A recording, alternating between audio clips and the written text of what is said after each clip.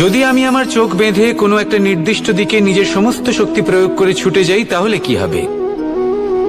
আমি কোথাও ধাক্কা খেতে পারি, নিজের ক্ষতি করতে পারি, কোথাও পড়ে যেতে পারি, তাই না? অর্থাৎ এটা নিশ্চিত এই কাজ আমার করা উচিত নয়। কিন্তু আজকের দিনে প্রত্যেকটা মানুষ এই কাজই করছেন, তাই না? কোনো কাজ করার পূর্বে সেই কাজের বিষয়ে সম্পূর্ণ তথ্য কোথায় সংগ্রহ করছেন? শুধু এটুকু জানেন যে এই কাজটা করলে কত ধন অর্জন করবেন আর কত নাম হবে, আর ব্যাস সামনে এগিয়ে যান। এটা উচিত নয়।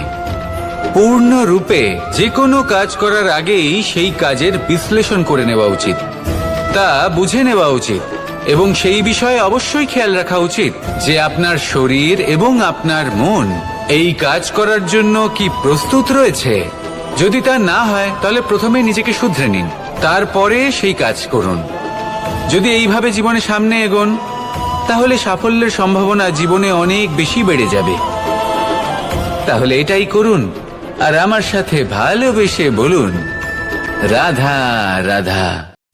এই সংসারে সাফল্য লাভ করার জন্য জ্ঞানের প্রয়োজন হয়, পরিশ্রমের প্রয়োজন হয়, দৃঢ় নিষ্ঠার প্রয়োজন হয়, নিরন্তর চেষ্টা করা প্রয়োজনীয়। কিন্তু আরো কিছু আছে যা অত্যন্ত প্রয়োজনীয় এবং গুরুত্বপূর্ণ। তা হলো ভালো বন্ধু। তাদের থাকা অত্যন্ত প্রয়োজনীয়। যদি ভালো বন্ধু থাকে তাহলে সময় এলে তারা ঢাল হয়ে আপনাকে সুরক্ষা করবেন। সময় এলে অস্ত্রের মতো শত্রুকে সংহারও করবেন।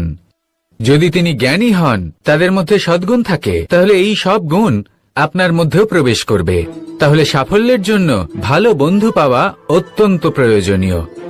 কিন্তু শুধু বন্ধু কেন, ভালো শত্রুও থাকা প্রয়োজনীয়। এবার আপনি ভাববেন, এ আমি কি বললাম? যদি আপনার জীবনেও ভালো অর্থাৎ শক্তিশালী শত্রু থাকে তাহলে আপনিও শক্তিশালী হতে থাকবেন। এই শত্রু আপনাকে প্রেরিত করবে আরো বেশি শক্তিশালী হয়ে ওঠার। কখনো কোনো হরিণকে দেখুন, তীব্র গতিতে দৌড়তে থাকে। কেন তীব্র গতিতে দৌড়য়?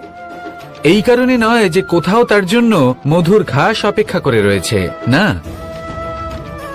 সে এই কারণে তীব্র গতিতে দৌড়য় কারণ সেটা না করলে তার পেছনে একটি সিংহ আছে যে ওকে নিজের ভোজন করে ফেলবে। তাই জীবনে বিপদ, সংকট এই সবকিছুও হলো অত্যন্ত গুরুত্বপূর্ণ। তার সম্মুখীন হতে শিখুন আর আমার সাথে ভালোবেসে বলুন, রাধা রাধা। লক্ষ্যে পৌঁছানো অত্যন্ত কঠিন হয়।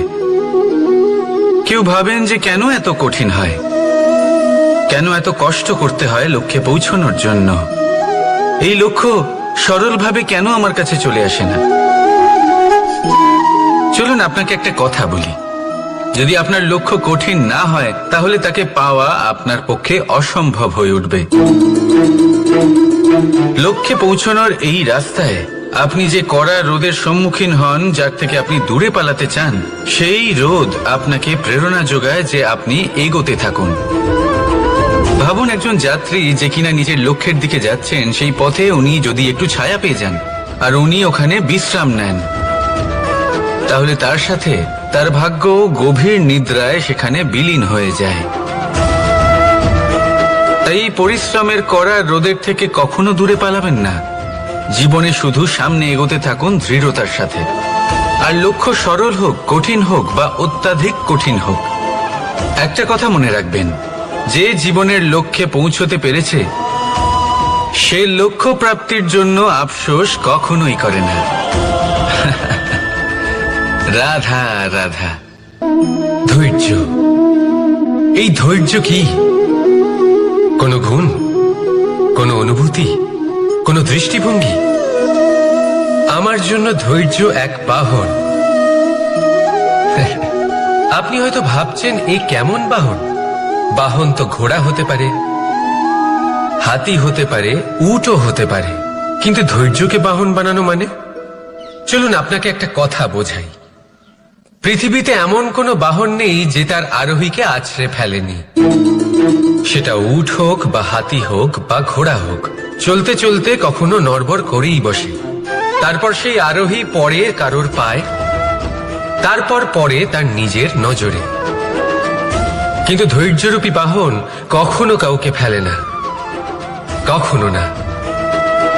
না সেই আরোহী কারোর পায়ে পড়ে, আর না তো নিজের নজরে।